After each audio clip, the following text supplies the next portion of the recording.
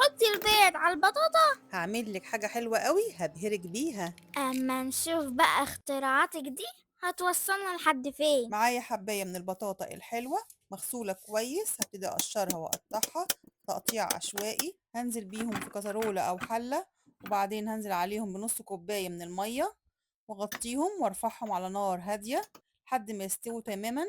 هرفعهم من على النار وهنزل بيهم في بولة بالمية بتاعتهم كده بالشكل دوت، وابتدي اهرسهم انعمهم كويس جدا بالشكل دوت، وبعدين هسيبهم يبردوا.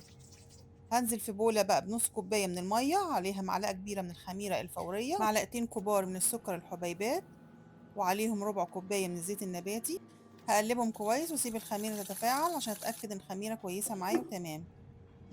هبتدي انزل بكمية البطاطا كلها اللي معايا بعد ما بردت بالشكل دوت، وهقلبهم كويس لحد ما تختلط بالخميرة. وبعدين هنزل معايا 4 كوبايات من الدقيق منخول، هنزل بيهم كلهم كده ورا بعض. معايا نص معلقة صغيرة من الملح، وهقلب كل المكونات واحاول الم العجين بالشكل دوت. هنا بقى معايا البيضة، فصلت البيض عن الصفار، هنزل بالبياض في العجينة وهركن الصفار، وهقول لكم ليه هركن الصفار، وهبتدي اعجن كويس جدا. العجينة لازم نعجنها كويس بالشكل دوت، عجينة طرية مش بتلزق. هرش البولة كده بشوية زيت وهغطي العجينة تخمر معايا. نص كوباية من السكر الحبيبات عليهم معلقتين كبار من القرفة، وهقلبهم كويس. ودي أول حشوة معانا. الحشوة التانية بقى عبارة عن جبن، أي جبن عندك، أي بواقي حاجة عندك في التلاجة تقدري تحشي بيها. هنا العجينة اختمرت معايا وبقت تمام. هبتدي أقطعها كده قطع صغيرة متساوية بالشكل دوت، حجمها كبير شوية، عملوا معايا 14 قطعة. تقدري تصغريهم أو تكبريهم حسب الحجم اللي انت تحبيه.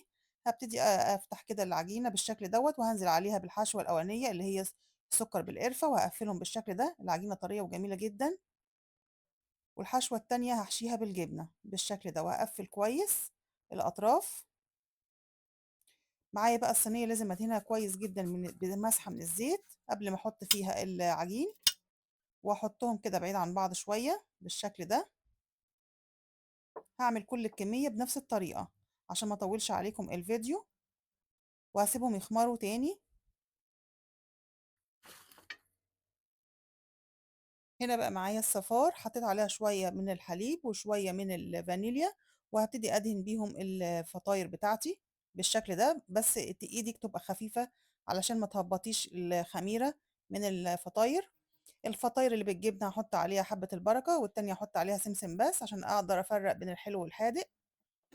وهدخلهم فرن ساخن على درجة حرارة 200 من 15 ل 16 دقيقة، وهيطلعوا معايا بالشكل دوت. نغطيهم بقى أول ما يطلعوا بس من الفرن.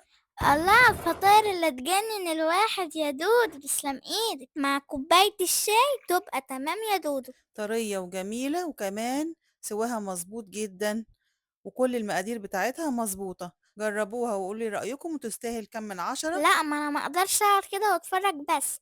هاتي بقى حتة كده ادوق. خطيرة، تستاهل 10 من 10. اسيبكم بقى واروح الحق الفطار بتاعتي وهي سخنة. وبصحتين وهنا.